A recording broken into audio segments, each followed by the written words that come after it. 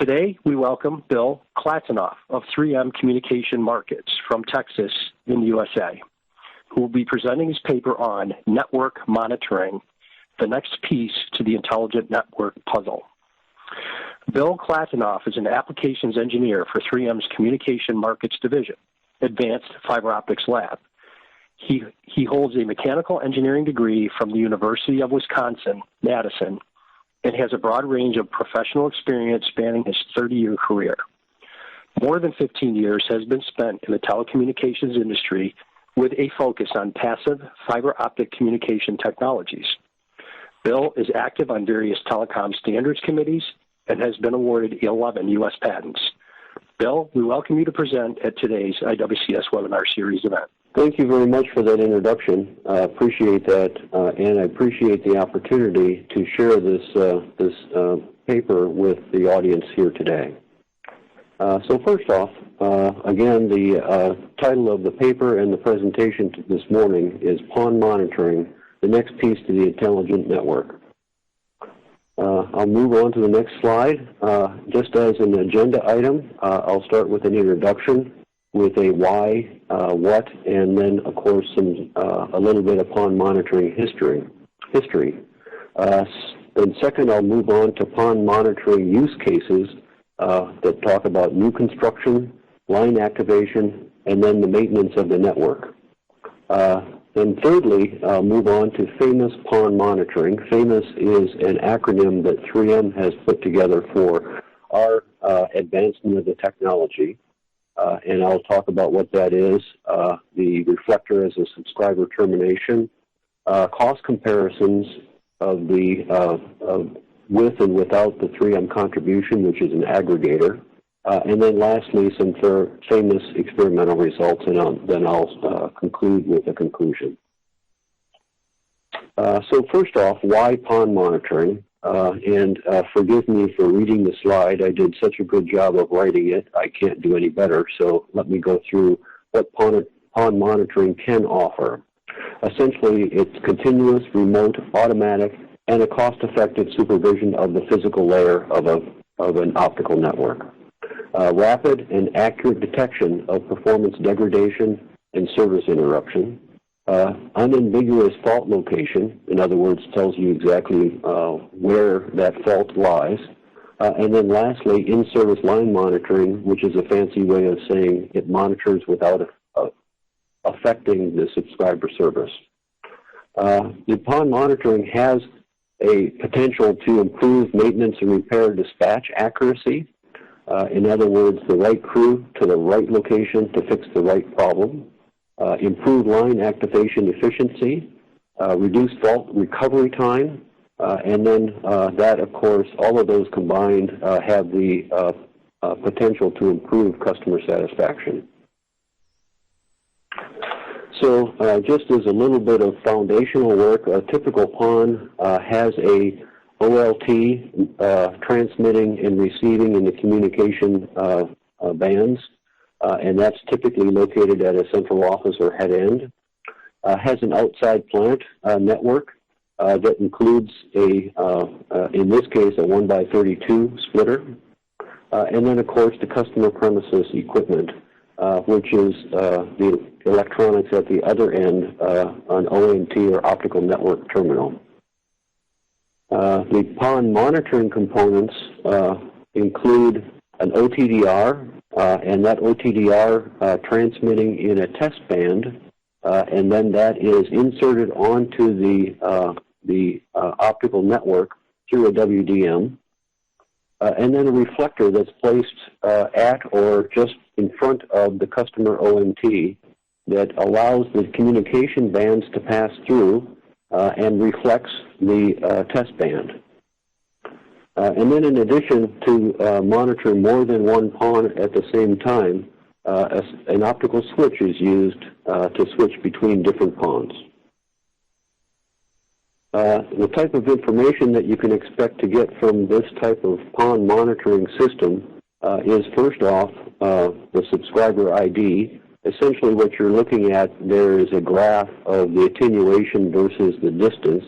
OTDR will return a reflection event back from that reflector and it reads out a distance, and that can be correlated to a subscriber ID. If a fault occurs, the fault, you can actually locate where the fault is by that disruption of that curve. Then also you can see the original trace and the trace after the fault, so you know which subscriber is down. And then I want to conclude the introductory portion with some PON monitoring history. First off, PON monitoring is not new. NTT championed this work many years ago and presented, first published, at least first that I saw, in 1996 right here at IWCS. And that is an example of a PON monitoring system using these four basic components: an OTDR running a test band, inserting that onto the communication, inserting that along with the communication bands, a switch to monitor more than one PON at a time, and then, of course, that customer reflector. Secondly, JDSU is an example of a commercially available PON monitoring system, and this is a centralized remote PON test system. I use JDSU not because they're the only one, but because they did a very nice job with an OFC presentation several years ago. And again, it has these four basic components: an OTDR operating in a test band, an optical switch to test more than one PON at a time, a WDM to insert the test band onto the communication transmission, and then, of course, that customer reflector. And last but not least is an example of a centralized, an embedded OTDR integrated with the OLT equipment. Again, Huawei is not the only one that provides this type of solution, but they presented a very nice, they have a very nice white paper on their website that, so I use them as the example. Let's move into PON monitoring use cases to see how a PON monitoring system can return value to the network owner. First scenario is an access network construction scenario, and this is essentially where an FTTX is rolling out. Most access lines do not have active terminals. In other words, the access network is under construction. No end subscribers have been signed up, and therefore no active optical network unit at the subscriber, and probably not an OLT transmitting service at the central office or head end. So the use case then, each access line segment, you can qualify that at the time of construction.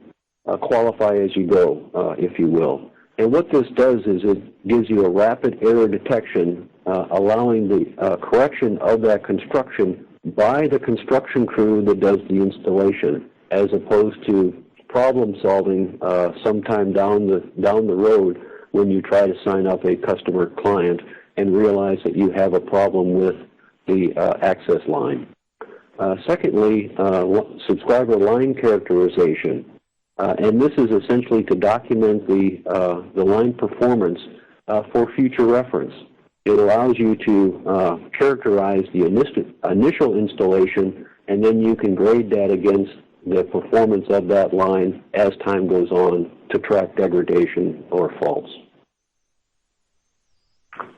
Next use case scenario is a network maintenance and repair scenario. So here the fiber network is in place and operational.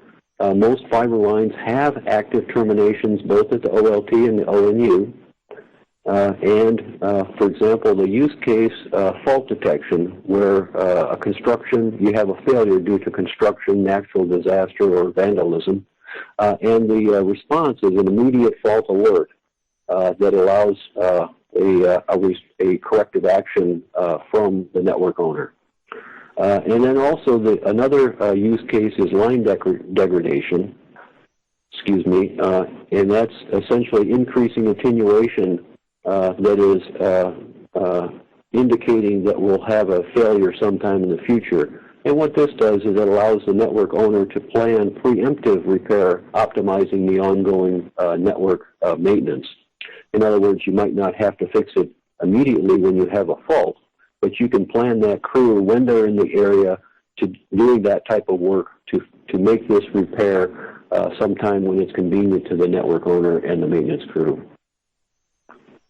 Last but not least in PON monitoring use cases is a new tenant line verification. The example here is a fiber network in place and operational, and a tenant in an apartment or a condominium or a home has no longer, the fiber line is in place. The old tenant has moved out, returned the equipment, and turned off service. A new tenant moves in maybe next month, next year, next decade, and the service provider then wants to know if that line is still good. So it's essentially a fiber line good check, in other words, a known good line. And what that does for the network owner is it is an indication that the network owner could avoid sending out a technician to install the network ONU and the gateway and verify that the service is good, but rather have the customer do that themselves, and the network owner just simply mails the electronics to the customer for what we call a self-install. Okay, moving on to the advancement of the technology that 3M has brought forward. And we call this FAMOUS, which is an acronym for Fiber Network Access Monitoring and Infrastructure Supervision. And what I show here is that PON monitoring system, and our contribution to the technology is this aggregator that is in between the OTDR and where you insert that test band onto the communication transmission lines. And what that aggregator does what that aggregator is simply a 1x16 power splitter. And what that does is it allows you to monitor 16 PONs simultaneously or up to 512 subscribers if on one OTDR equipment set. Then you add in a switch that allows you to monitor multiple PONs again by the multiplier of that optical switch. For example, a 1x32 switch would enable up to 16,000 subscribers simultaneously. And this is coincidentally or by design near what a typical serving area number of subscribers would contain, would be in that neighborhood of 16,000 subscribers. In addition, 3M technology has brought forward a network of sensors, if you will. An example of that would be using that same reflector technology in a door sensor application where a fiber line could be used to monitor access of the remote infrastructure.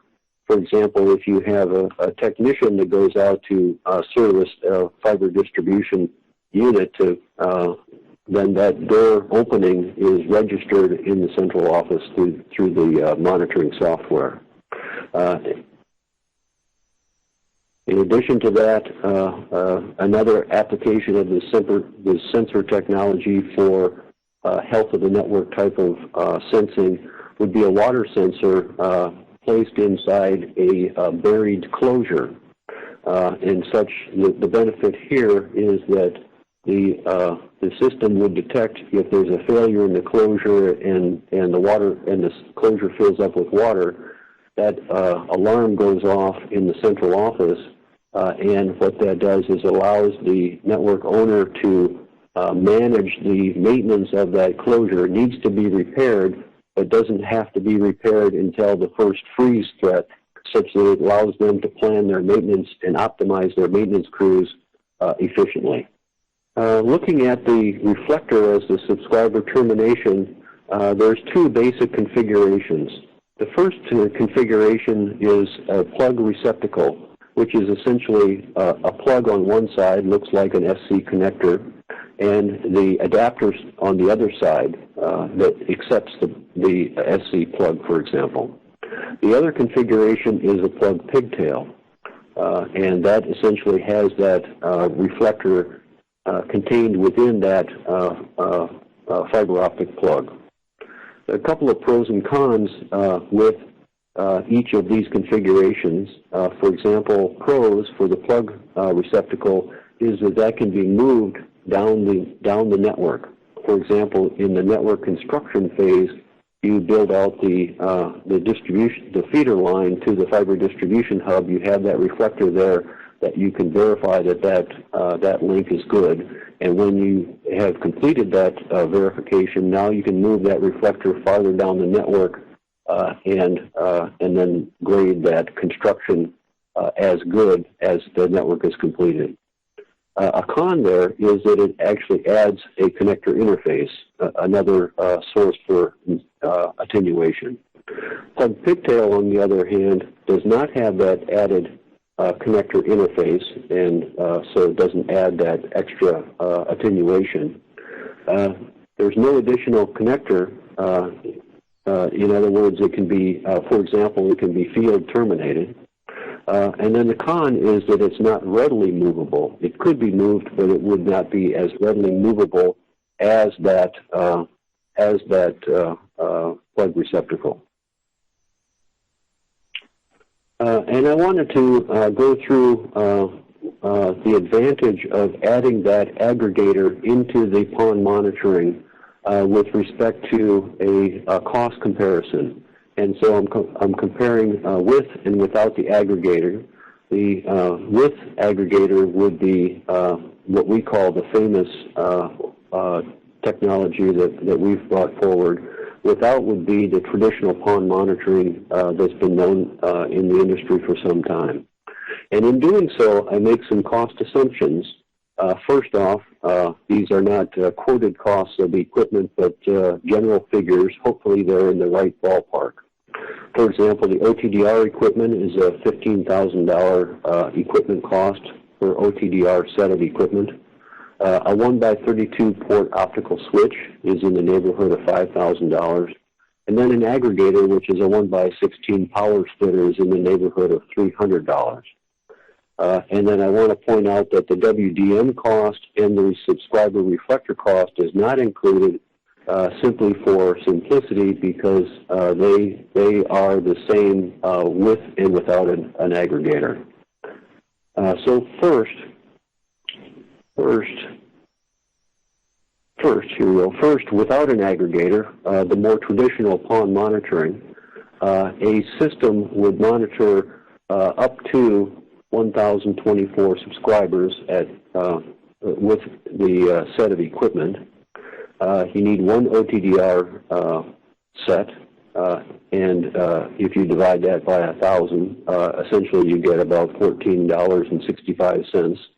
An optical switch, again, you need one, and an aggregator, you don't have one there. And if you were to add that cost up, you wind up with just under $20 per subscriber cost for the equipment of the PON monitoring system. Comparing the cost with an aggregator, here, because you're multiplying the number of subscribers you can monitor with a given set of equipment, that goes up to 16,000 subscribers that you could monitor at one time. It has one OTDR set, one optical, one 1x32 optical switch, and of course you do need to add in 32 aggregators. And if you do the math, the arithmetic, you'll wind up with $1.81 per subscriber cost for that equipment set. And again, I'll point out that there is a WDM cost per subscriber, and then a WDM cost per PON monitored, and a reflector per subscriber monitored. Looking at the PON monitoring simulation results, this is what we've done to verify our famous system with the aggregator works with a typical PON design and installation. First off, on the left is a picture of the test track that we used, and standing next to it is Dan Treadwell, which is one of the other three co-authors on this paper. And your first observation is that he's happy. Big smile on Dan. The equipment itself has an OTDR, a WDM shelf, it has 20 kilometers of standard single mode fiber that is something that takes you out in the neighborhood. We have a variable attenuator here so that we can adjust the attenuation to match the link loss. We have a splitter shelf and then ONT port shelves, which contain the subscriber reflector. We've set this test bed up to simulate a GPON network. In other words, a 2.4 gigabit downstream and a 1.2 gigabit upstream per ITU 984.2 with Class B plus optics. We also set this up with 28 dB link loss, a link loss budget, which is typical for Class B optics.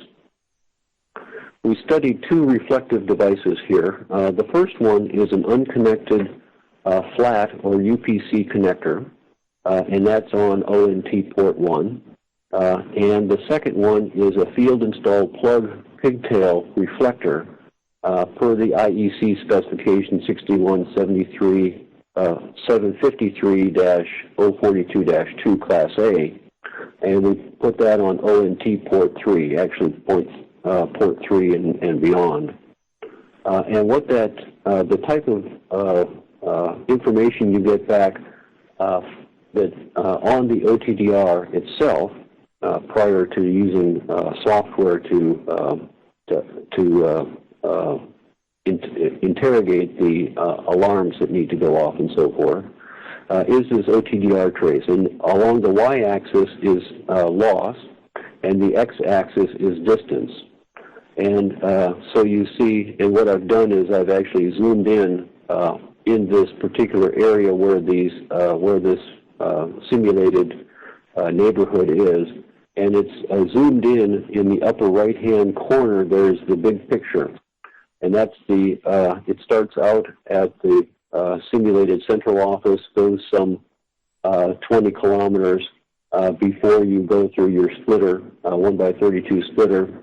And what I've done is I've located this set of customer subscriber reflectors in those two parallel lines. So that two parallel lines in that overall large picture is what's shown in this graph below. What we're looking at going from left to right is ONT port 1. That is the SC UPC connector not connected. So there's a reflection event from that connector. And that's to simulate a UPC connector in a customer premises that does not have an ONT connected to it. Going from left to right, the next set of peaks is ONT port 3 that has our SC APC plug pigtail with integrated reflector within that plug. And then the subsequent peaks thereafter are also those reflection events from other ONT ports that we have in our test setup. These are several traces laid on top of each other, and the lines correspond to the highest peak performance is the 28 dB link trace. That's without any aggregator in place. If you put a 1x2 power splitter or a 1x2 aggregator, that would be the second trace. 1x4 would be the third trace.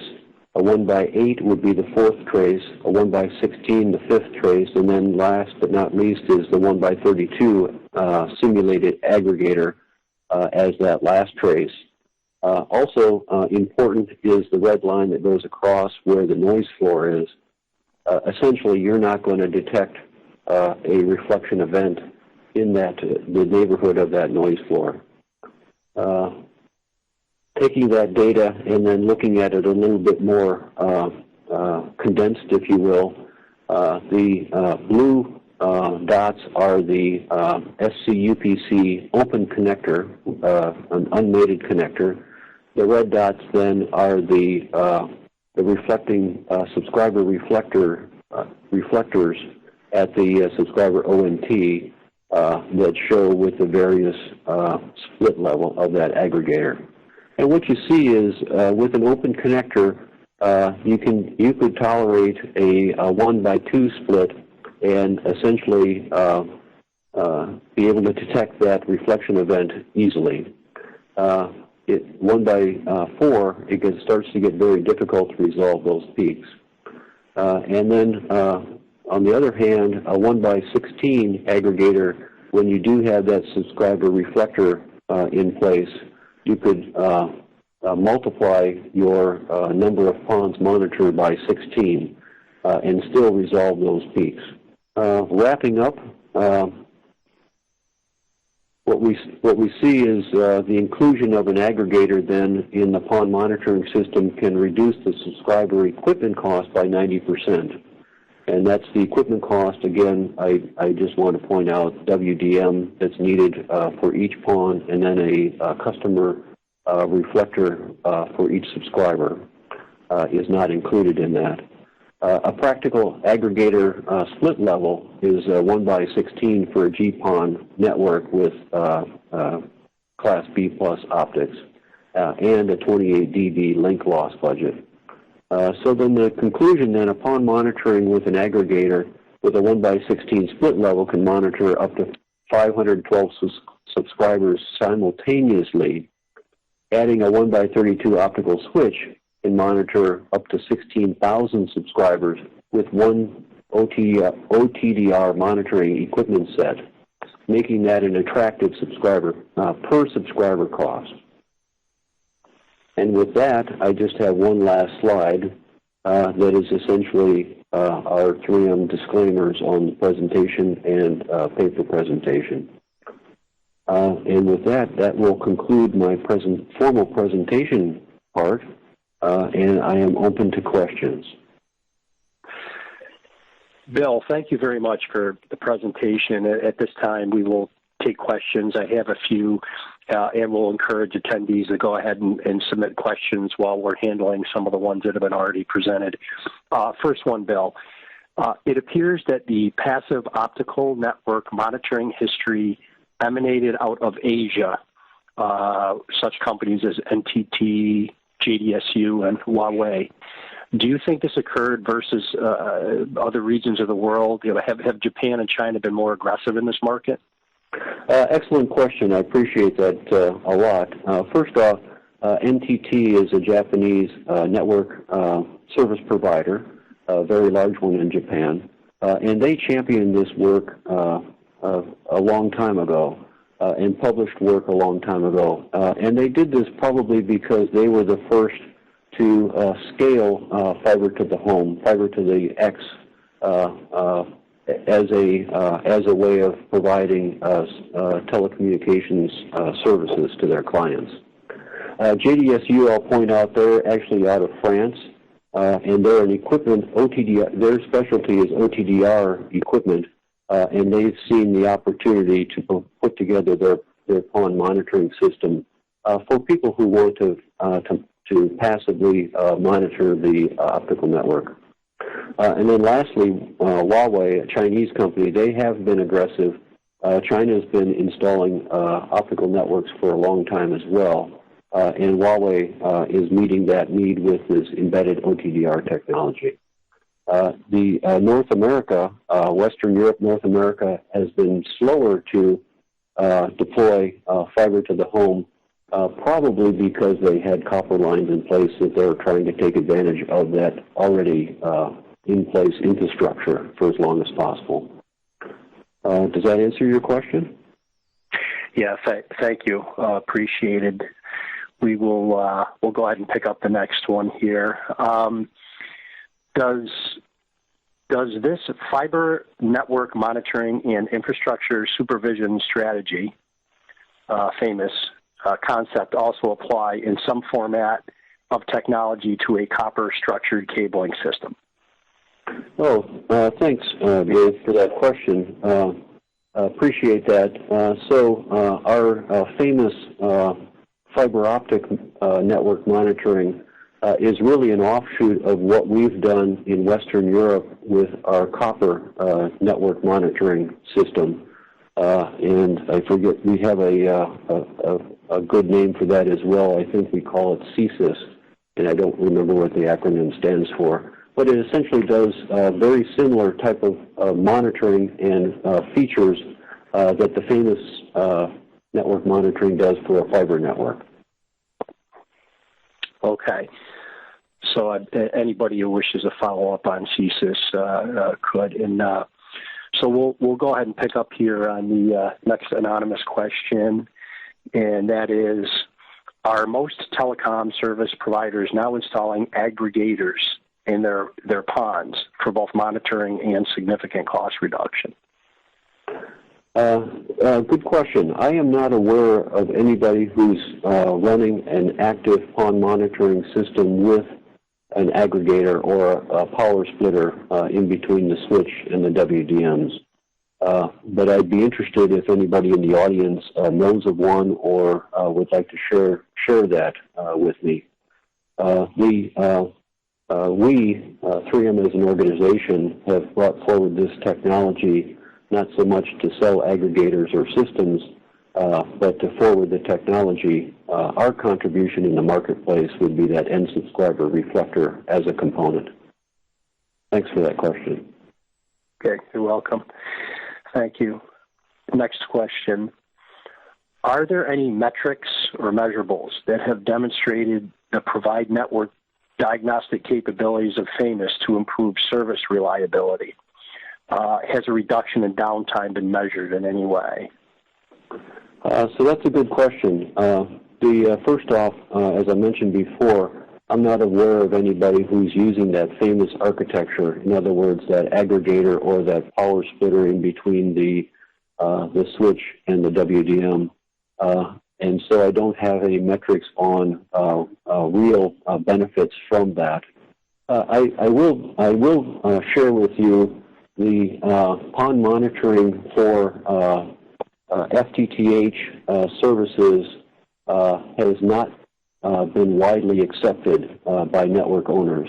And I think that has to do with the cost of the system and the benefits that network owners see that they could reap from that investment in that system. Our hopes here was to reduce the equipment cost per subscriber, such that to make that cost benefit ratio more attractive, and then try to swing that over to more PON monitoring for the classic FTTH for the I'll call them the individual internet and services provided by a network service provider. We do see PON monitoring applications for higher value lines, for example, for cell towers, for black fiber services and things like that. But that's not the very large volume use of reflector technology that we would see in a typical GPON network. Hope that answers your question. Okay. And then the next one we have here is a request to clarify some acronyms, so you may want to go back to a slide, Bill. Question reads, a lot of acronyms were used during the presentation without explanation to the uninitiated. It says here, please describe, particularly on slide 16, acronyms such as OTDR, ONT, SC-APC, SC-UPC, and also just clarify that PON stands for Passive Optical Network. Okay, thank you for that question, and I apologize for using acronyms without defining what they are, and that is a huge sin, and next time I present, I will make sure that I pay more attention to that.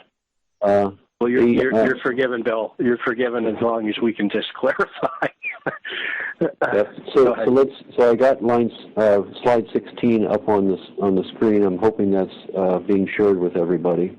OTDR is optical time domain reflectometer, and what that does is it sends out a pulse and then gets a reflection event and records the time and then calculates the distance.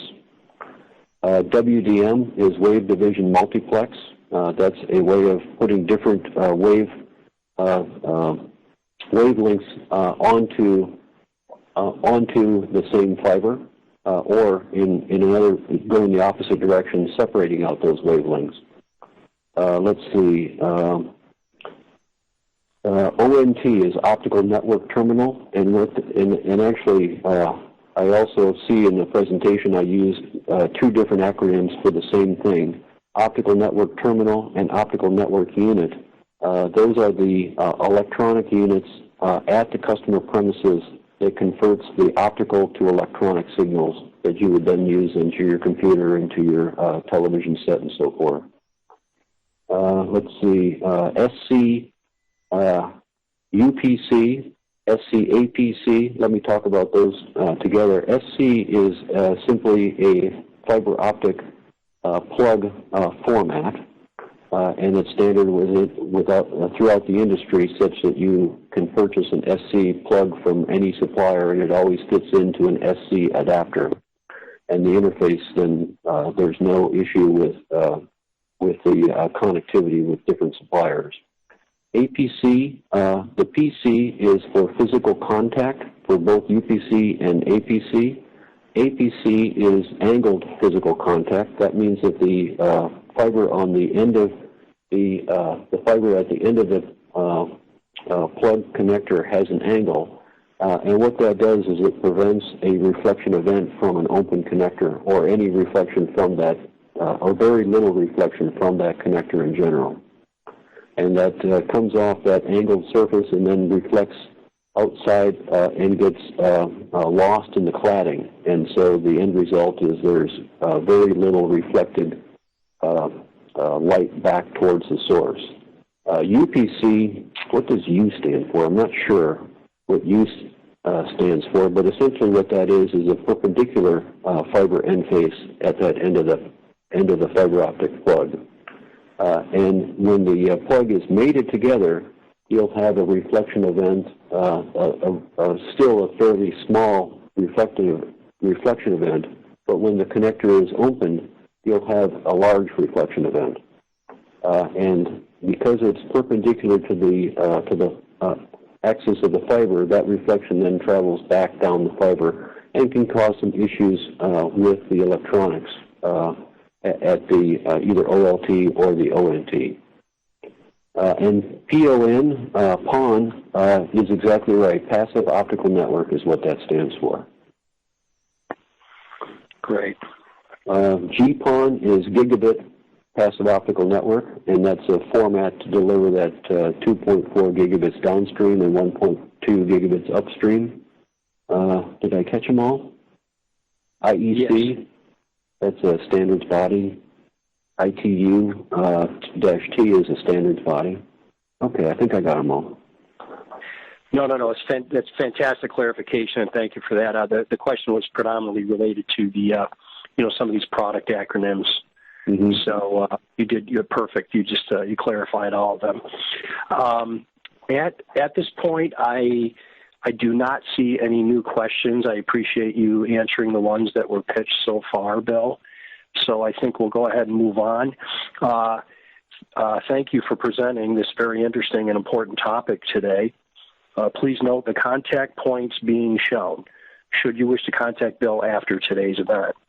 Each of these IWCS webinar series presentation events are recorded and will be archived on the IWCS.org website. It normally takes up to 2 weeks for these to be posted. The IWCS webinar series will conduct presentation events on a monthly basis. Webinar events will take place on the third Friday of each month at 10:30 a.m. Eastern USA time. Our next scheduled webinar event will be Friday, May 20th at 10:30 Eastern USA time. Each of you will be receiving an announcement for the event a few weeks prior. Please feel free to share our announcements with your colleagues so that they can join in and register as well. For over 60 years, the IWCS International Cable and Connectivity Symposium has been the recognized leader showcasing new technologies in cable and connectivity products, processes, and applications. Our next annual conference will take place on Sunday, October 2nd through Wednesday, October 5th, 2016, in Providence, Rhode Island, USA. Please visit our website at iwcs.org for more event details. In just a moment, you will see a brief survey so that you can provide us your feedback and comments on today's event so that we can further improve this webinar series for you. Thank you for participating, and this concludes today's event.